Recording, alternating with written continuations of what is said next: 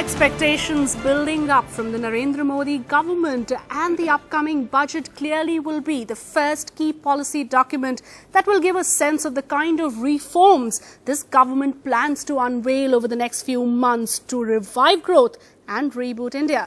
Hello and welcome to Budget Adda. I'm Shweta Rajpal-Kohli. On the show today, we're focusing on the infrastructure and energy space, which clearly is one of Mr. Modi's top priorities. So what can the Finance Minister do on the 10th of July to give infrastructure the much needed boost? With me on the show today, the who's who as far as this sector is concerned, Mr. Vinayak Chatterjee, Chairman of Feedback Infrastructure Private Limited, GV Sanjay Reddy, Vice Chairman of GVK Power and Infrastructure Limited, and Sumant Sinha, Chairman of Renew Power. Thank you so much, gentlemen, for being with us here on the show. Let me start by actually trying to get a sense of what Mr. Modi's infrastructure priorities really are. And he's outlined quite a few over the past few weeks. Roads, high-speed train networks, more airports, 24-hour electricity supply, rural housing, toilets, special manufacturing zones, 100 new cities, interbasin river transfers. So it's a long wish list out there. How much of it can be implemented and what should be his main key priority? What are the challenges? Let me start, Mr. Chatterjee, by actually trying to understand from you, how has the start been, especially as far as infrastructure is concerned? You've been talking about infrastructure really being the key to India's growth over the past so many years. Do you think the Modi government has at least started off this particular priority rather well? No question. I think the start has been very energetic. I would also say that we are getting a lot of out-of-the-box thinking. Okay. For example, Mr. Gadkari's announcement of having a 1 lakh crore road fund based on toll securitization and Japanese participation would certainly allow him financially to achieve his stated target of 30 kilometers a day starting year 3. But so we've a seen lot of these out-of-the-box announcements happen before, 30 kilometers a day, 25 kilometers a day, the previous government, and it's in fact not a not so famous figure. But do you think it's achievable, and what makes it different? What makes it different is that we are looking at a completely different format to achieving the end objective of having better roads. So the fact that this plan is backed by a credible, innovative financial structure is what gives it its credibility. So I fully endorse it. And to answer your point, I think the government has got off to a very energetic start across many of these dimensions. And whatever you've heard Mr. Modi really talk about, Mr. Reddy, over the past few weeks, he does understand that infrastructure is absolutely critical to India's growth. Absolutely. I think Mr. Modi, as we know, is a visionary, and he set the vision very clearly for everyone, especially his ministers and his government.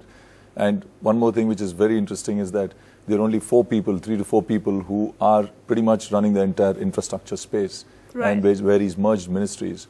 Right. And even within this short period, the kind of energy, the enthusiasm, the amount of time they've spent, and the understanding they have of the issues and their ability to find resolutions and start making announcements is nothing short of outstanding. Merging ministries is clearly something that we've heard captains of industry talk about in the past. But when it comes to working on the ground, how much will it help before we move on to really talking about key budget expectations? Sumant.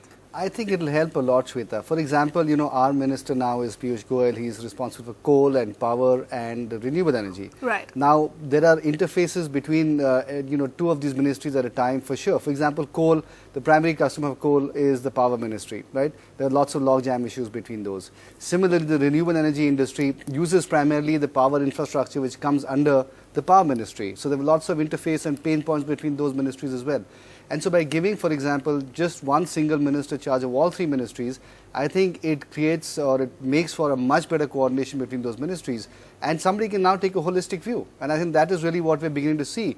And so therefore now Piyush Goyal has the opportunity of really coming up with a much more integrated thought process about looking at the entire energy or the Space, power requirement. right. And so I think this makes a lot of sense. Okay, certainly. let's talk budget now, because clearly that's the one major announcement everybody is looking forward to. But as you mentioned, there's hardly been any time this government has been in power, and that's why if you actually set your expectations too high, you are also worried about setting yourself up against disappointment.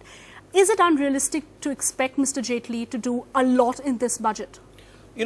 Since this is a discussion on infrastructure, I just want to share with your viewers that the budget has certain limitations. For example, I did some quick maths, and it's easy to find out that on the 12th plan annual target, the budget can actually fund from the Consolidated Fund of India only about 14 or 15% of the total infrastructure plan as announced by the Planning Commission. Now, therefore, you have to temper your expectations that the budget cannot solve India's infrastructure problems. The budget is certainly responsible for 15 or 20% of the expenditure, but it has the important point of giving signals and messages to the balance funders and signals signals is absolutely something that everybody is looking for. So you've got off to a very good start, but now we are looking for key policy changes, or at least the direction, the broader reforms. Is that correct? Yeah, I think, look, what the government has done is they've sort of run a fairly tight ship in the first 1 month. Ministers have been working hard. They've been working with the bureaucrats right from the morning till night. I think there's a certain discipline that has come into the working of government in general.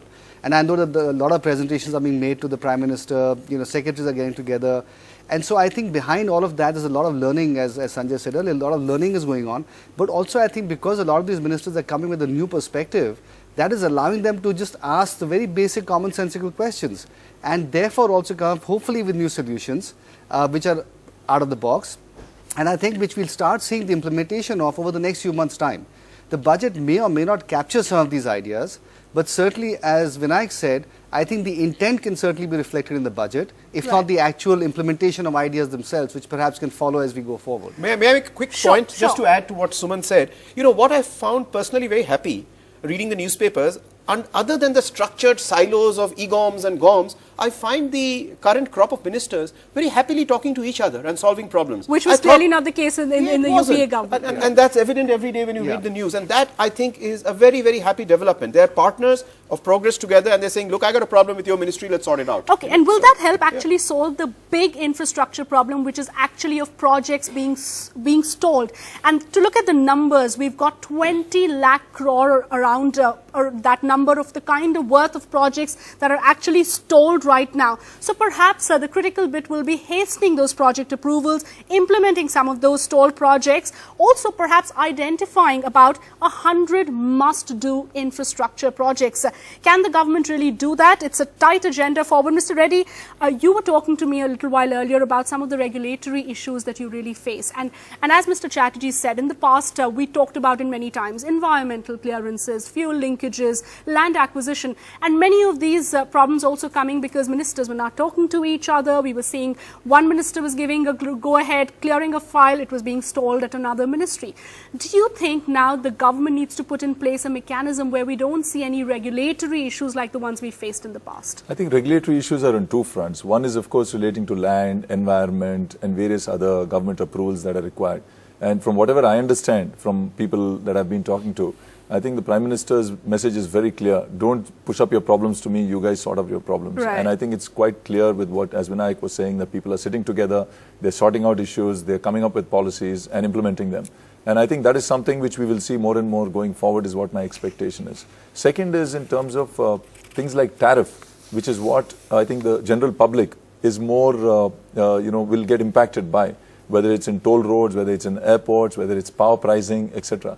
Those are things which are much more complicated, and that's where also I think the government needs to bring about a lot of clarity. So we've talked about tariffs, and the other, of course, a big item will be power and getting the whole power space right, and that comes as part of the larger infrastructure energy issue.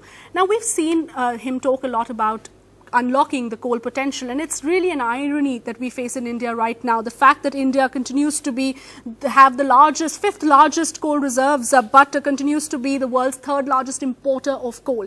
Now, solving the coal issue, price pooling is something we've been talking about, focus on renewable energies. The whole power energy space is something where we expect a lot to happen over the next few months. No, I totally agree with you, Shweta, and I think that I think Piyush is going to look at it not with the normal sort of eyes that we look at in the sense of there's a coal problem, so let's give coal mining in a different manner or something like that. So I think he's going to look at it from the point of view of trying to come up with solutions that are perhaps more driven from the distribution side. Right. One of the critical problems that we have is that We have huge losses on the distribution side. The whole area, 80-90% of it is controlled by state-owned companies. How can we reform that side? Perhaps there's a lot of hidden juice that is sitting there. And so I think what he's going to try to look at is to try to find solutions that do not necessarily mean a hike of tariffs to the end customers. I think that's where some of the effort is going to be. And I think he's also going to focus on some of the issues around grid infrastructure. So let's see what happens on that. Let's talk tariffs, because it's important you brought up that point, because that's something that impacts end consumers. You know, everybody talked about Achhe Din, and then at the end of the day, this government comes and increases rail tariffs. Now, that's also the bitter truth that Mr. Modi has talked about, the fact that there will be those unpopular decisions that he will have to take. And have they been able to drive home that message rather well? I think the budget will be very important as far as getting that message across. I think everyone understands the pain that the Indian economy is going through in the last few years. So first, we have to, if I may say so, get out of the ICU and get to the bed, and then we can get out of the hospital. So India has gone through a lot of challenges. So I think it's very important that we fix those problems, how much ever painful it is. And I think it will take a couple of years. But at the same time, what the important thing is setting the expectations, saying this is the direction we are going in, this is the vision. Right. And as long as people know that there are better days to come, people don't mind going through the pain. And that's why I think higher tariffs, whether it is in the power sector, whether it is railways. If you get 24/7 power, people don't mind paying. It's a question of whether you don't get consistent power, you don't get quality power, and that's the challenge. Why should we pay for something which is not so? All right, I'm going to slip into a quick break at this point, but on the other side of the break, we'll tell our three guests to identify 3 points each, 3 things that they would like to hear in Arun Jaitley's speech on the 10th of July. Don't go away.